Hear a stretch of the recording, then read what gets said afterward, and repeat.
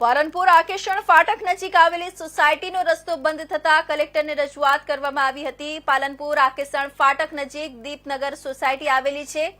આ સોસાયટીના બહાર નીકળવાનો માર્ગ રેલવે દ્વારા પોતાની હદ હોવાનું કહી બંધ કરવામાં આવતો હોવાના આક્ષેપ સાથે રહીશો જિલ્લા કલેક્ટર કચેરી ખાતે રજૂઆત કરવા દોડી આવ્યા હતા, જેથી કલેક્ટર દ્વારા રહીશોને આ કામગીરી હાલ પૂરતી નહીં કરવામાં આવે તેવી ખાતરી આપી હતી।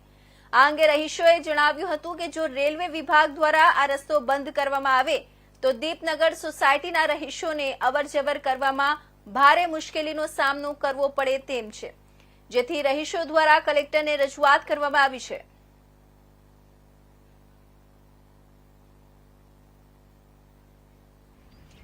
આવેલા છે, અમારે રસ્તો બંધ થઈ રહ્યો છે રેલવે દ્વારા, એના માટે અમે કલેક્ટરશ્રીને મળવા આવ્યા છીએ।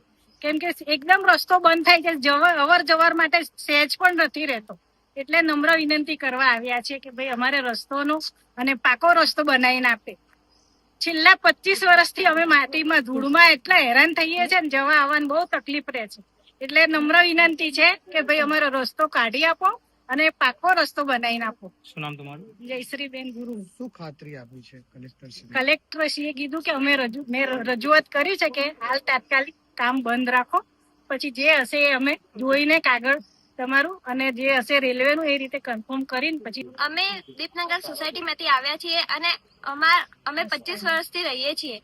અમારે ત્યાં આ વખતે રેલવે વાળાએ એમનો રસ્તો બંધ કરેલ છે અને એમની હદે થાંભલા મૂકેલ છે અને એ રસ્તો બંધ કરવાથી અમારા વિદ્યાર્થીઓજનોએ ચાલવામાં તકલીફ થાય છે અને સ્કૂલ જવા માટે કોલેજ જવા માટે રસ્તો બંધ કરેલ છે, ચાલવા જેવો પણ રસ્તો રાખેલ નથી। એ માટે અમે કલેક્ટર ઓફિસમાં અમે અપીલ કરવા આવ્યા છીએ કે અમારા આ રસ્તો ખોલવામાં અને રસ્તો બંધ કરેલ છે તે એના થાંભલા। સોસાયટી આકેશણ ફાટક પાસે અમારી દીપનગર સોસાયટી છે, એમાં અમારા માનનીય કલેક્ટર શ્રી બનાસકાંઠા પાલનપુરના બિનખેતી આદેશ વર્ષ 1997 ના ઓર્ડર મુજબ અમારા પ્લોટો મંજૂર થયેલા છે।